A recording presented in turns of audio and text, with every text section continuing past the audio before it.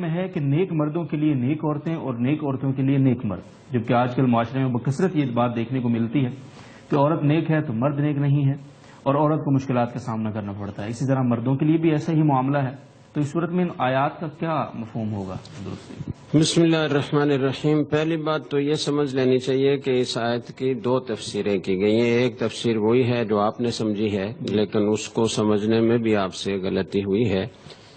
آیت کا مطلب یہ ہے کہ نیک عورتیں نیک مردوں کے لائق ہیں، نیک مرد نیک عورتوں کے لائق ہیں، اور گندی عورتیں گندے مردوں کے لائق ہیں، اور گندے مرد گندی عورتوں کے لائق ہیں۔ یعنی یہ اس کا عام فہم مفہوم ہے۔ تو اس میں یہ نہیں بیان کیا گیا کہ تکوینی طور پر اور تقدیر میں بھی ایسا ہی ہوگا کہ ہمیشہ نیک مرد کو نیک بیوی ملے گی اور نیک عورت کو نیک شوہر ملے گا، یہ ضروری نہیں ہے۔ یہاں یہ کہا جا رہا ہے کہ نیک مردوں کے لائق نیک بیویاں ہیں اور نیک عورتوں کے لائق نیک شوہر ہیں۔ تو اولیاء کو اس کا خیال رکھنا چاہیے کہ وہ جہاں رشتہ کر رہے ہوں تو اس کی نیکی، اس کا تقوی، اس کا دین سے تعلق، اس کے نظریات عقائد کے بارے میں معلومات کر لیں اور پھر کوئی قدم اٹھائیں۔ لیکن کبھی آدمی کوشش کرنے کے باوجود بھی ایسے ابتلا کا شکار ہو جاتا ہے کہ وہ نیک نہیں ہوتا، شوہر نیک نہیں ہوتا یا بیوی نیک نہیں ہوتی، تو ایسا ہو سکتا ہے۔ انبیاء علیہ الصلوۃ والسلام میں سے حضرت نوح علیہ الصلوۃ والسلام اور حضرت لوط علیہ الصلوۃ والسلام، ان کی بیویاں کافرہ تھیں۔ تو یہ ہے۔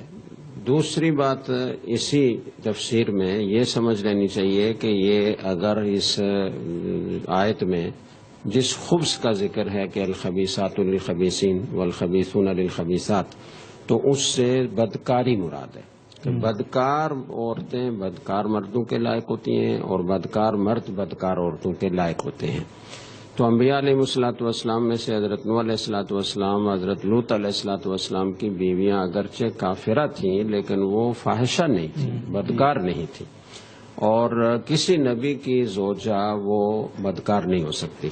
لا تبغی زوجۃ النبی قط، قطعاً ایسے نہیں ہو سکتا کہ کبھی کسی نبی کی بیوی فاحشہ ہو اور نعوذ باللہ وہ بدکاری کی طرف جائے۔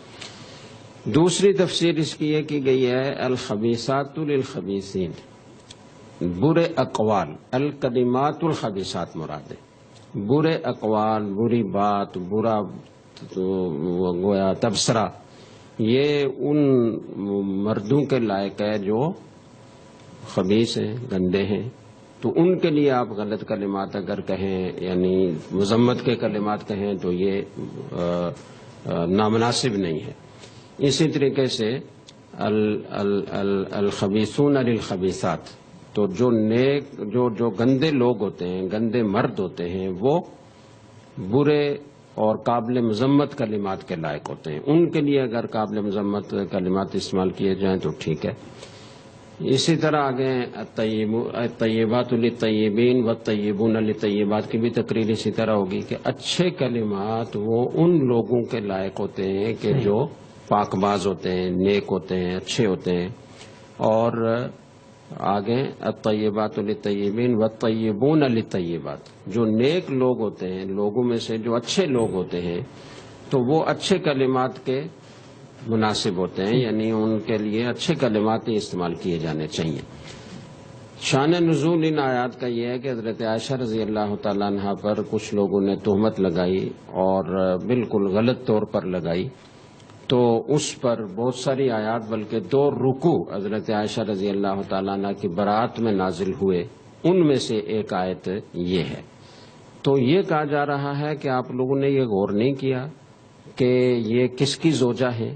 رسول اکرم صلی اللہ علیہ وسلم سے زیادہ پاک باز، پاک دامن، اچھے اخلاق والا، پاکیزہ اور کون ہو سکتا ہے؟ تو حضرت عائشہ رضی اللہ تعالیٰ عنہ کو جب ان کی زوجہ بنایا گیا تو یہ یقینی بات ہے کہ وہ بھی طیبہ تھیں، طاہرہ تھیں، صدیقہ تھیں، ان میں اس طرح کا کوئی عیب ہو نہیں سکتا۔ وہ نبی کے اکرم صلی اللہ علیہ وسلم کی زوجہ ہو کر کسی اس طرح کے عیب میں مبتلا ہو، یہ ناممکنات میں سے ہے۔ تو یہ لوگوں کو بتایا جا رہا ہے۔